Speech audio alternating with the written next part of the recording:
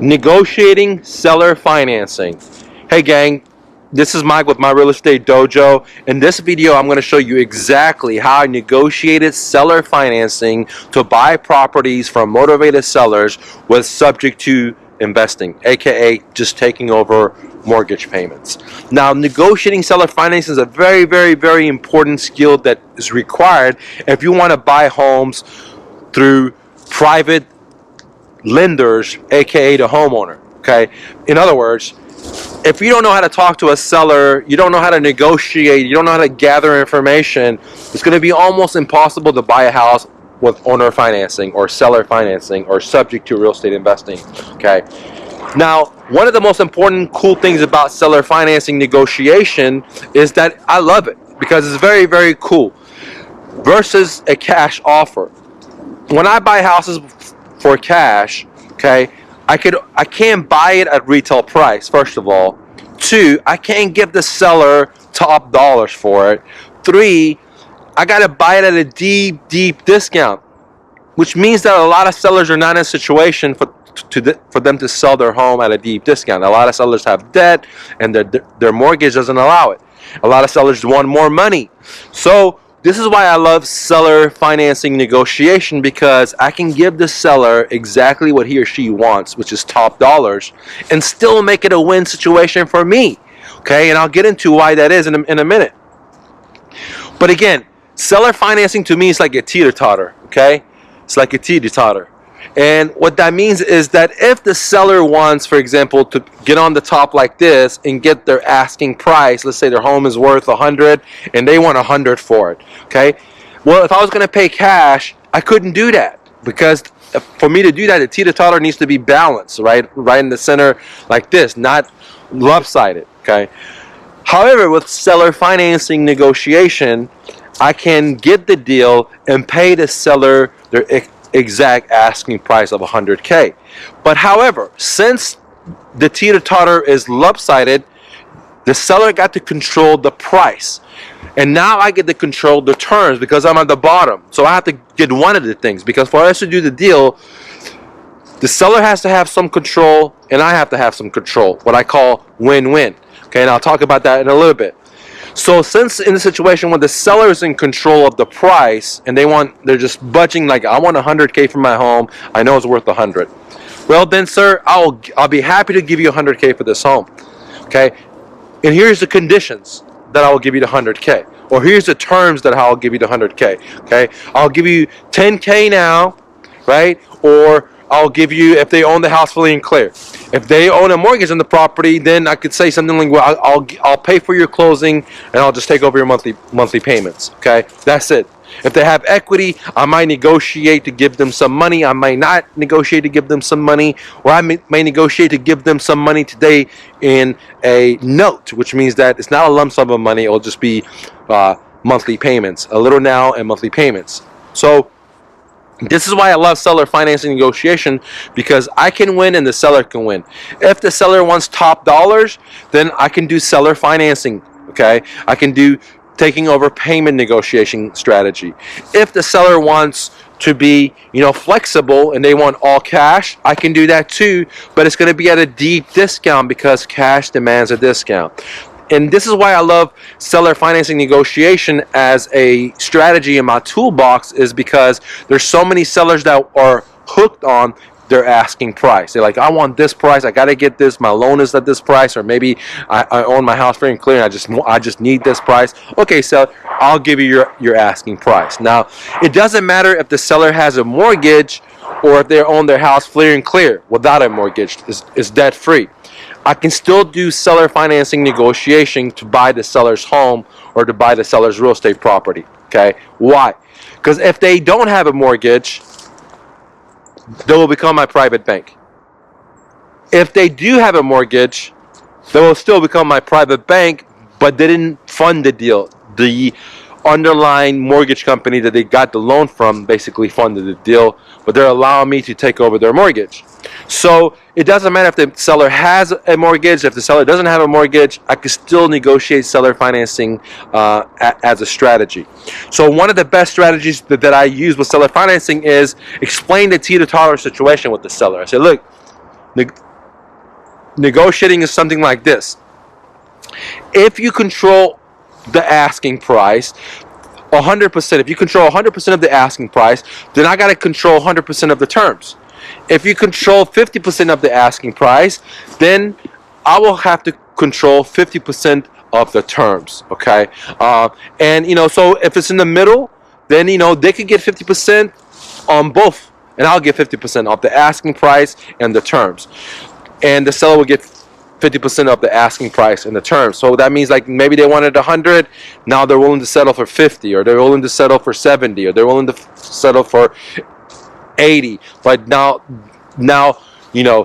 they get to control a little of the terms. Maybe they control how much I give them as a down payment because they have a lot of equity in the property. If they don't have equity, I'm not giving them any money, right? But if they do have equity, maybe now they get to control.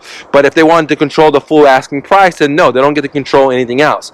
So this is just the simplest way to negotiate seller financing, is to realize there's just two knobs, like the old school TVs. There's just two knobs, and if the seller controls one of the knobs 100% in the direction he or she wants, then you have to control the other knob 100% in the direction you want. But if the seller's willing to be flexible and control half the knob, then you're willing to be flexible with your knob and let them control the other half, so you guys can come to a win-win situation. Now, this is the second time I've said a win-win situation. What does it mean to be a win-win situation? Honestly, it means that you don't win and the seller does not win. No one wins, because if someone, for example, if the seller won the whole aspect, which means that the seller could be on the seesaw, be on the top, control the price and control the terms, that's not a win. I'm not going to do that deal, right? So that means they won. But a win-win truly means in real estate investing that no one wins, because in a situation where the seller controls the seesaw or the knob, and they say, look, my asking price is 100K. I'm not budging off that. I say, okay, you get to control that. Now I'm going to control the terms, which means I'll give you the 100K and assume like they don't have a mortgage, and I'll give you $3,000 down, and I'll give you monthly payments, and I'll give you an interest rate of like 1% or no percent, and I'll amortize it over 30 years or 15 years, whatever I want, okay? Now, the seller has to, accept my terms, and it's not a win for them, because they wanted to get paid all cash at one time. They wanted the cake, and they wanted to eat it too, right? They wanted to have it to get paid at 100K, and they wanted to get the term where I pay them at closing, right? Well, that's not a win, because only the seller won. But I could only do deals when no one wins. He doesn't win, I don't win. Because what I want is, I want to buy their home at 50 cents on a dollar. What I want is that's what I really want. But if I can't get that, then I'm willing to do other stuff. For example, by buying their houses subject to their real estate investing, or subject to their existing mortgage, or through seller financing, or owner financing, or taking over payments. Basically, they're all the same things, guys, okay? Just a little variation difference, but just trying to help you realize. So if a win-win is the seller doesn't win because maybe they get their asking price, but I control the terms. And I don't win because I want to buy it at 50 cents on a dollar, but I couldn't because the seller controlled the price. But I'm winning because I'm getting it at the terms that I want. So I'm not totally happy. The seller's not totally happy. Well, that's a deal that we can do. But if only I won, and the seller didn't win anything, didn't get nothing, then they wouldn't do the deal. Just like the other way, flipped the other way. If the seller wanted me to pay him 100K and the house was worth 100, and they wanted me to pay him all cash at closing, then I wouldn't do that deal either, because I don't get anything. I'm not a retail buyer. I'm not going to do that, right? So no one won in that situation. And I mean, that was only a win for one person, not the other person, okay? So a win-win means that no one wins. I don't want everything I want. The seller doesn't want everything they want. But I do win some of the stuff that I wanted, and the seller wins some of the stuff they wanted, and we create a win-win situation because none of us win, but we get the deal done. So that's what it means to be a win-win. If you do seller financing negotiation, you have to understand the win-win situation and explain to the seller the win-win with no one wins. You have to be able to explain to them the two knob theory, and it's really simple. If you control the asking, there's two knobs in this negotiation: the terms and the price. Okay, if the seller controls the price 100%, I control 100% of the term. Okay, and I personally can pay 100% of the dollar. If the house is worth 100K, the seller wants me to pay 100K and they're sticking to their guns, then I'll say, okay, I'll pay you 100K. But the term is, I'll give you $3,000 down, and I'll make monthly payments to you at 0% interest or 1% interest for 15 years or 20 years, okay? Or no amortization, for just a simple interest for 10 years or 20 years, okay? So I get to control. And why would that be a win for me? Because A, I don't have to come up with all the cash. I can get a rental property or a fix and flipper or whatever I'm trying to do without going begging to stinky bank, can I please get a loan? Can I please get a loan? Right? I don't have to do that.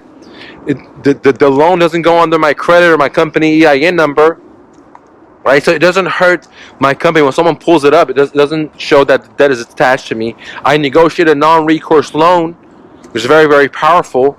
You know, the seller's becoming my private bank, which is very, very powerful. And there's a lot of benefits and advantages to buying houses seller financing. I have likely tons of videos at my blog, which is totally for free. Go check it out, where I get into the benefits and advantages of seller financing. Can't get into it here, but you know, as long as I can create a win-win for the seller and me. And this is why it's so important to ask the questions. Like, if you haven't asked information to probe, then it's going to be hard to negotiate. Because if you're talking to a seller over the phone and you're trying to close a deal over the phone, the conversation needs to be divided into two parts. Part number one is to gather information, which is very, very important. And part number two is to sew it all together and give an offer. Same thing if you go do it in person. You need to gather information over the phone. When you go at person, then you're gathering more information, but then you're ready to present your offer. Or you can do it all at the spot, but I like it in two phases, okay? So if you haven't gathered the information in phase one, then it's hard to give a win-win offer. Or it's hard to do a seller negotiation. And if you don't know what information to ask the seller to be able to give an offer to get the deal, then go to my Real Estate Dojo, download my Ninja phone script. It helps you how to talk to a seller, what questions to ask. Plus, it has video trainings on live seller calls, so you can listen to that. It's going to help you with your game.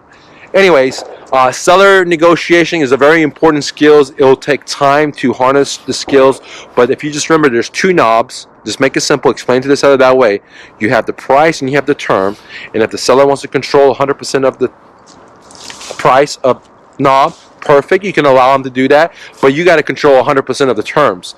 Or you guys can work something in the middle of 50% or 60% or whatever percentage you guys want, but the other knob needs to reflect exactly a mirror. It's the same what is on the first knob, okay? And this is how I talk to sellers, and we can sit down and create a win-win situation that's going to fit them. But that's why I gather information through my Ninja phone script, so that I can already set up a couple of offers for them, so they can more than likely say, look, I like this offer, okay? And the reason they'll like this offer, because I already gather information from them through my Ninja phone script. So when I do give them the offer, I know exactly what they need, how much they need, what they're going to do with it, and so on. Anyways, guys, thanks for watching. Don't take no for an answer. Always remember, you're braver than you believe, stronger than you seem, smarter than you think, and twice as beautiful as you ever imagined. Roll me. Peace.